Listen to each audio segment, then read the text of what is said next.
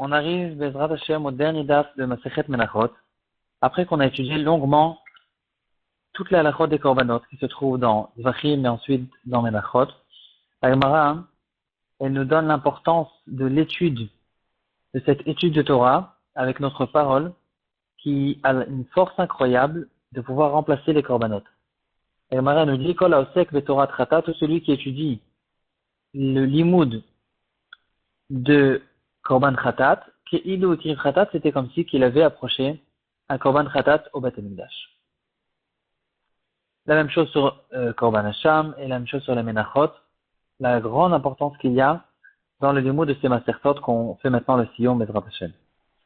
Le tour, il nous dit qu'il est bien de dire la paracha des Korbanot tous les matins avant Atila. Et après qu'on a mentionné les psukim du Korban, de dire Yehi Ratzon, et on demande à Hachem que le fait de mentionner les psukim de ce Korban, que ce soit considéré devant Hachem comme si on avait approché ce Korban.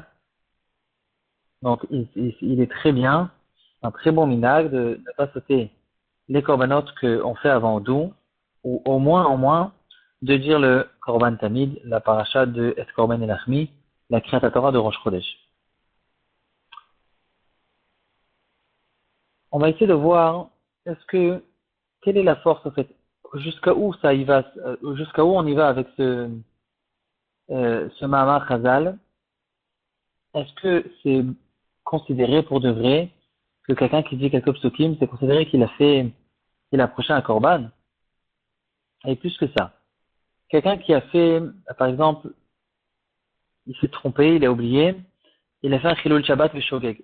Cette personne-là, il doit approcher un korban khatat au Beth Amikdash. Très prochainement, le Beth Amikdash va être reconstruit.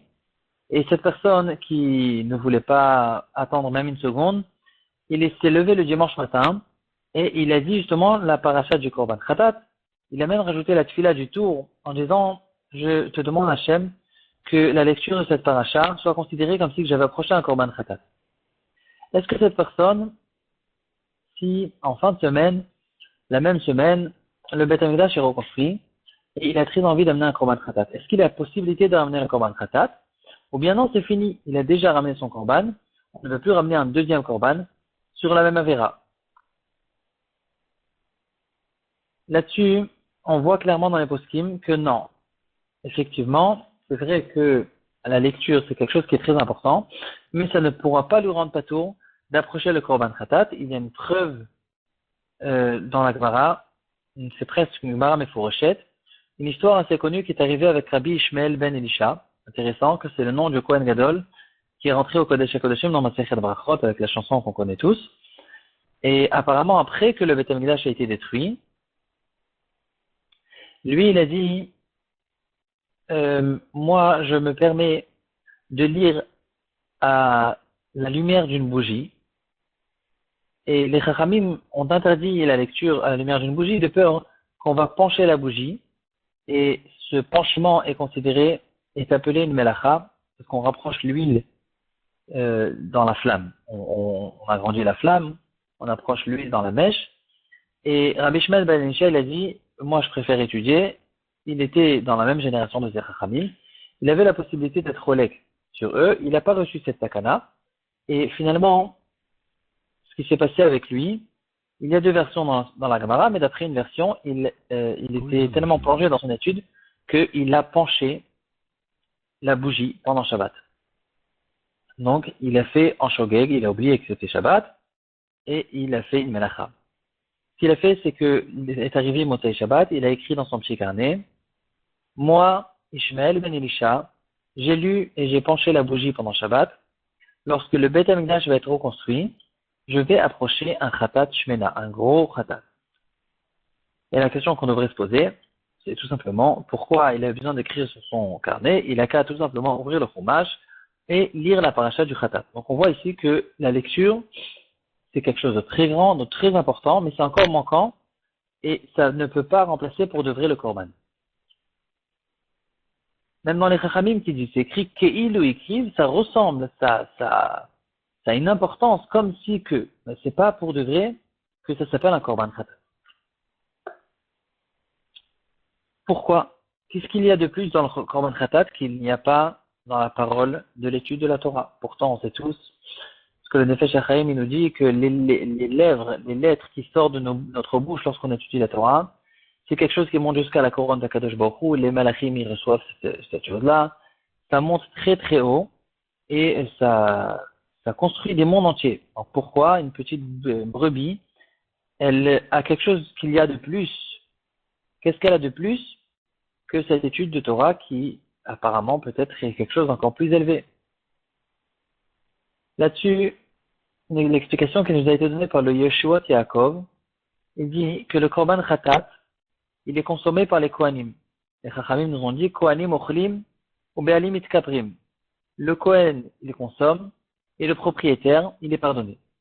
Cette consommation n'existe pas lorsque je lis les psukim. Quand je lis les psukim, cette lecture, elle a une force comme si que j'étais en train d'approcher ce korban que je suis en train de lire dans les psukim. Mais finalement, le korban n'a pas été approché dans le monde matériel dans lequel on vit et dans lequel il y a des kohanim qui sont censés manger pour compléter le pardon de ce korban. Et donc, puisqu'il nous manque cette chose-là, alors le korban, la kapara, elle est un peu manquante et il manque cette partie qui est très importante pour la kapara. C'est la raison pour laquelle Rabbi Ishmael, lorsqu'il a écrit dans son carnet, il a dit, je vais approcher un khatat, un gros khatat. Qu'est-ce qu'il y a de spécial dans un gros khatat? C'est justement pour accentuer ce point qu'il y a un gros khatat dans lequel il y a beaucoup de kohanim qui pourront manger, parce que c'est exactement ça ce qui nous manque lorsqu'on n'a pas le Beth Amikdash. Une explication qui ressemble nous a été donnée par le fils du Marsham, Rav Yitzhak Shvadron. Il dit que le Rambam, il nous dit que la mitzvah, c'est que tous les korbanot, ils soient non seulement sans défaut, bien sûr, mais qu'ils soient le meilleur, qu'ils soient en bonne forme, etc. Et de cette manière-là, il va être agréé en tant que korban. Et donc, malgré qu'on lit les psukim de korbanot, par contre, il nous manque aussi ce gros korban, ce ratat shmena que Rabbi Ishmael ben Elisha, il a écrit dans son carnet. D'un autre côté, on peut remarquer que la lecture de ces psukim, elle a quelque chose de supérieur et qu'il y a quelque chose dans les psukim que le korban n'a pas de possibilité à accéder cette hauteur. Un grand chidouche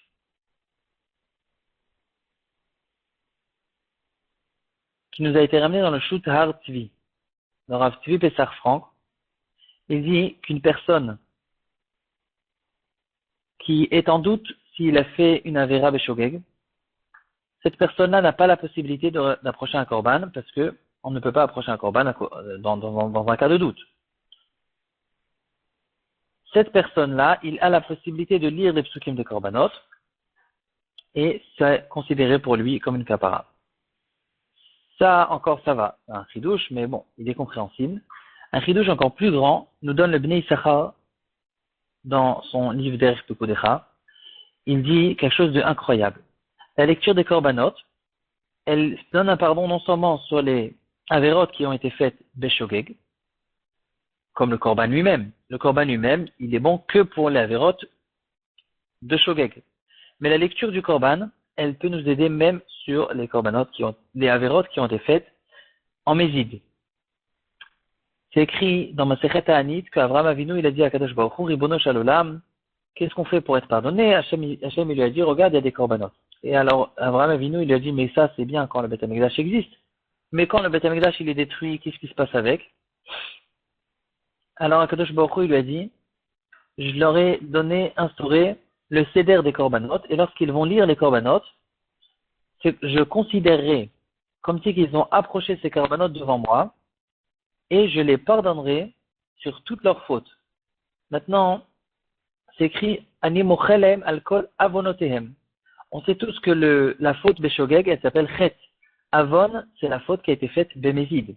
Et donc on voit ici dans cette Gemara que Akadosh Baruch Hu, lorsqu'on lit la psukim de Korbanot, il y a là-dessus un certain pardon même sur la vérote qui ont été faites, les Névis.